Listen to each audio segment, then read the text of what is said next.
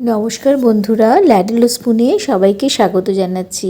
আজকে আপনাদের সঙ্গে শেয়ার করছি পনির এবং ফুলকপির একটা খুব দুর্দান্ত স্বাদের রেসিপি, যেটা কিনা আপনি বাড়ির গেস্টদের জন্য তৈরি করতে পারেন এবং ডিনারে যে কোনো সময় এটা তৈরি করে খেতে পারেন এবং স্বাদ কিন্তু এর ভীষণই অপূর্ব হয়।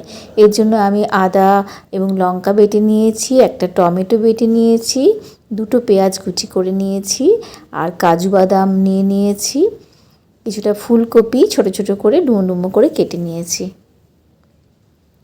এবার সাদা তেল ব্যবহার করছি এই রান্নাটার জন্য, সর্ষের তেল ব্যবহার করিনি।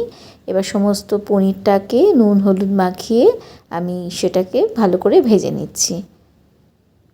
পনিরগুলো একটু লম্বা লম্বা করে কেটে নিয়েছি, ফুলকপিটাও আমি একটু লম্বা লম্বা করে কেটে নিয়েছি, সেই জন্য যাতে সামঞ্জস্য থাকে এমন করেই কেটে নিয়েছি। এই চ্যানেলের রান্নাগুলো আপনাদের যদি ভালো লেগে থাকে বন্ধুরা, আপনাদের কাছ থেকে কিন্তু একটা সাবস্ক্রিপশান আশা করছি, লাইক শেয়ার ও কমেন্টসও আপনাদের কাছ থেকে আশা করছি। দেখুন, পনিরগুলো ভেজে তেলটাকে ঝরিয়ে নিয়ে সমস্ত পনিরগুলোকে তুলে নিচ্ছি। পনিরগুলো যাতে ভেঙে না যায় তার জন্য কিন্তু একটু সাবধানে ব্যবহার করছি খুন্তিটা। খুব আস্তে আস্তে সাবধানে পনিরগুলোকে তুলে নিচ্ছি। আমি কিন্তু পনিরগুলো উল্টে দিয়ে ভাজিনি, নিচের একটা দিকে আমি ভেজে নিয়েছি। এবার ওই তেলেই ফুলকপিগুলোও ভেজে নিতে হবে। আন্দাজ মতো নুন দিয়ে দিলাম, কিছুটা হলুদও ব্যবহার করেছি অল্প পরিমাণে, দিয়ে ফুলকপিগুলোকে আমি ভালো করে একটু লালচে লালচে করে ভেজে নেব।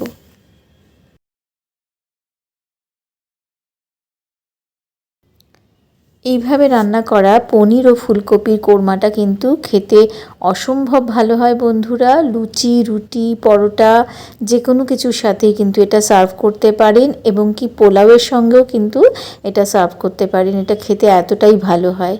এবার কুচিয়ে রাখা পেঁয়াজটাকে আমি ভালো করে ভেজে নেব, একটু লালচে লালচে। যখন এটা বেরেস্তার মতনও ভাজতে পারেন বা তার থেকে একটু কমও ভাজতে পারেন। আমি কিন্তু খুব বেশি লাল করে ভাজিনি, যাতে পুড়ে না যায়, সেই জন্য একটু আগেই এটা তুলে নিয়েছি তেলটাকে ঝরিয়ে নিয়ে। এবার সেই তেলেই কিন্তু ফোড়নে দিয়ে দিলাম জিরে, গোটা গরম মশলা, একটা তেজপাতা।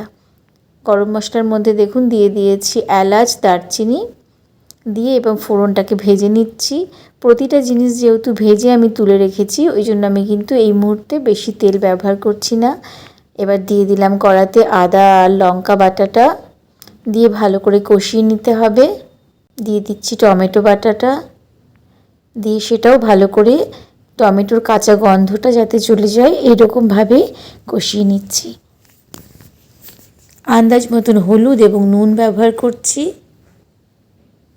কিছুটা ধনে এবং জিরে এক চামচ করে ব্যবহার করেছি এবং কিছুটা লাল লঙ্কার কাশ্মীরি রেড চিলি পাউডারও আমি ব্যবহার করেছি। এবার একটা পেস্ট তৈরি করে নিচ্ছি। ভেজে রাখা পেঁয়াজ, দই এবং ভিজিয়ে রাখা কাজু বাদাম ও এক টুকরো পনির এবং দুটো ঝাল ঝাল লঙ্কা দিয়ে আমি একটা পেস্ট তৈরি করে নিয়েছি।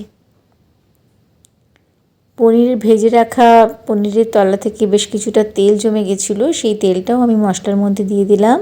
দিয়ে বেটে রাখা সমস্ত উপকরণগুলোকে কড়াতে দিয়ে দিচ্ছি।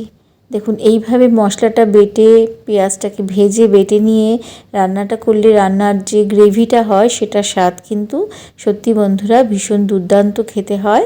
এবার মশলাটা দিয়ে খুব ভালো করে আমি এবার কষিয়ে নেব। মিক্সিতে জার ধোয়া জলটাও দিয়ে ব্যবহার করে নিলাম, নিয়ে এবার মশলাটাকে খুব বেশ ভালো করে তেল বের হয়ে আসা অবধি কষিয়ে নিতে হবে। কিছুটা পরিমাণে আমি চিনি ব্যবহার করেছি, চিনিটা ব্যবহার করলে কিন্তু খেতে স্বাদ হয়। যখন মশলাটা অনেকটাই কষানো হয়ে এসেছে সেই মুহূর্তে আমি ভেজে রাখা ফুলকপিগুলো ব্যবহার করেছি, কড়াতে দিয়ে দিলাম। দিয়ে দেখুন, এবার মশলার সাথে ফুলকপিটাকে কিন্তু আমি আরও কিছুক্ষণ ভেজে নিয়েছি। ঠিক এই রকমভাবে তেলটা বেরিয়ে আসা অবধি এটাকে ভেজে নিতে হবে। দেখুন, তেলটা বেরিয়ে এসেছে। এই রকম সময়ে আমি গরম জল ব্যবহার করছি, পরিমাণ মতন জল দিয়ে দিলাম। দিয়ে খুব ভালো করে সমস্ত মিশিয়ে বেশ কিছুটা ফুটে আসার পরে পনিরটাকেও আমি এই গ্রেভিটার মধ্যে দিয়ে দিচ্ছি।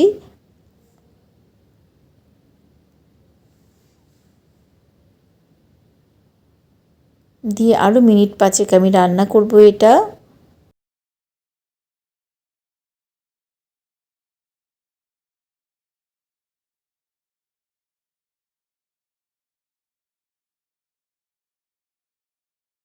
এবার এতে দিয়ে দিতে হবে কিছুটা গরম মশলা। ভালো করে সমস্ত কিছু মিশিয়ে দিয়ে আরও 2-3 মিনিট ফুটিয়ে আমি রান্নাটা কমপ্লিট করছি। উপর থেকে ছড়িয়ে দিলাম 2টো কাঁচা লঙ্কা। রান্নাটা কমপ্লিট হয়ে গেছে। ভীষণই স্বাদের, দারুণ দেখতে একটা কোরমার রেসিপি এটা বন্ধুরা, অবশ্যই একবার ট্রাই করে দেখতে পারেন। অনেক ধন্যবাদ যারা ভিডিওগুলো দেখছেন।